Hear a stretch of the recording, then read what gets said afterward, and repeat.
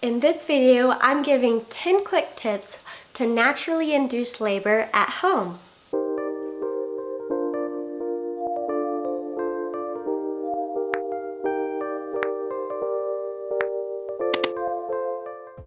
Hi, my name is Dancee Pinkston, also known as Fearless Mama for those of you who don't know me.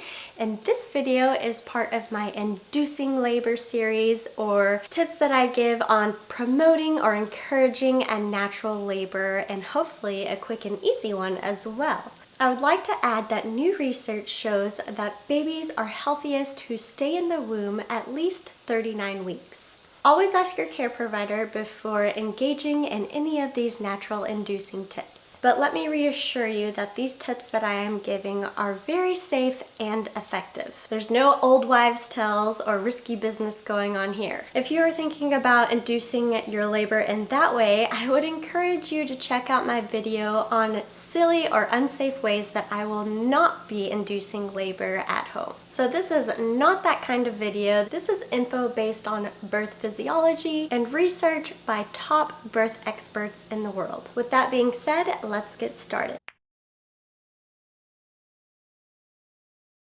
At the end of your third trimester, your body tends to start getting prepared for labor. It happens like a snowball effect involving things like cervical change, hormones, baby head engagement, and enzymes until one of those things reaches the tip of the icebergs and sends you into true labor. And there are many things that can help you get labor brewing naturally. So when naturally inducing labor or bringing on labor naturally, you want to really focus on promoting two things: promoting baby head engagement, and two, promoting the birth hormone oxytocin. So how to focus on baby head engagement and descent. First, we need to go over what is baby head engagement to fully understand this. This is where your baby's head is stationed in your pelvic cavity. So at a -3, your baby is floating pretty high and unengaged in the pelvis. 0 is engaged in the pelvis and halfway there, plus 3 station is about to crown and ready for delivery. Before we start engaging and descending, it's super important to make sure that you spin baby first. What I mean by this is baby needs to be in the most optimal birthing position. If your baby is not and you're already inducing labor, this can be a huge reason for stalled labor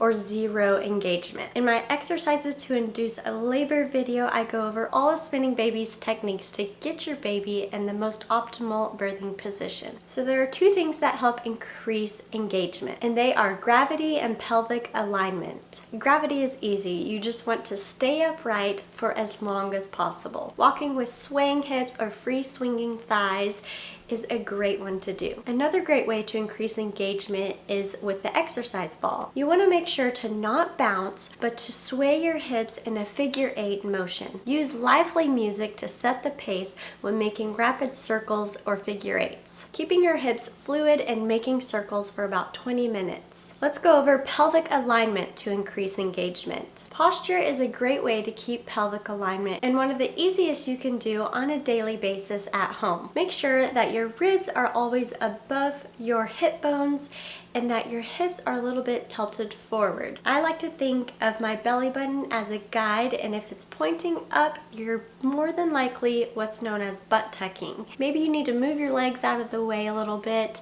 especially as your belly starts getting really big, to make sure that your hips are just tilted a little bit forward, acting as if your hips are a water bucket. But you never, especially in late pregnancy, want to be relaxed out on the couch with your belly pointing up. That is not pelvic alignment and is not going with gravity to help keep your baby in the most optimal birthing position. With bad posture, you could potentially put your baby at risk for getting stuck on your pelvic brim. So there's a technique called the abdominal lift and tuck, which I explain in my Spinning Babies Techniques video, to help get your baby's head slipped back into the pelvic cavity to therefore increase engagement. Another great way to keep pelvic alignment is through hip opening stretches. I'm going to be doing a series on pregnancy stretches and exercises to also loosen and balance out those pelvic ligaments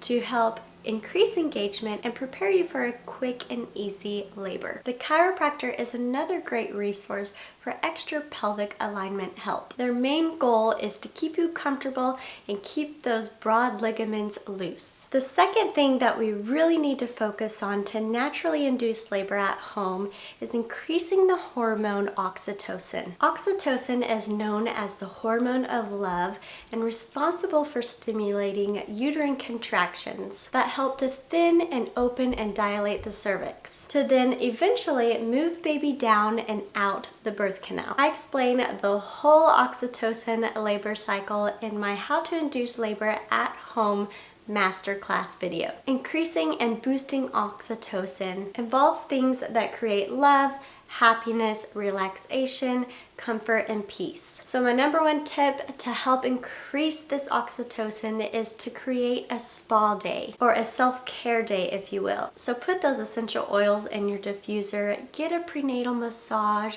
take a bubble bath, paint your nails, read a book. This spa-like environment is also super great to do in the early phase of labor. I go into way more detail on how to encourage or promote an easier early phase of labor in this video right here. Another great tip is to make sure you're receiving lots of positive touch. Lots of cuddles, hugs, and kissing really helps produce that hormone of love to further encourage naturally inducing labor at home. The third tip I have for you is to create or do something fun. Do something fun with the people you love, paint a picture, color, have a cookout, laugh, and even dance. This boosts so many happy endorphins, which also encourages the production of oxytocin, as well as getting fresh air and natural sunlight. So make sure to go on a slow walk, open your windows, open your blinds to get lots of sunshine in, especially in late pregnancy. On the flip side, a dark, warm room can also boost oxytocin by promoting the hormone melatonin. It would be best to start this at sunset, or especially when you're in labor. Make sure to keep the lights low and start reducing mental stimulation, such as turning off the TVs, the debates, stop worrying, make sure to reduce screen time, and also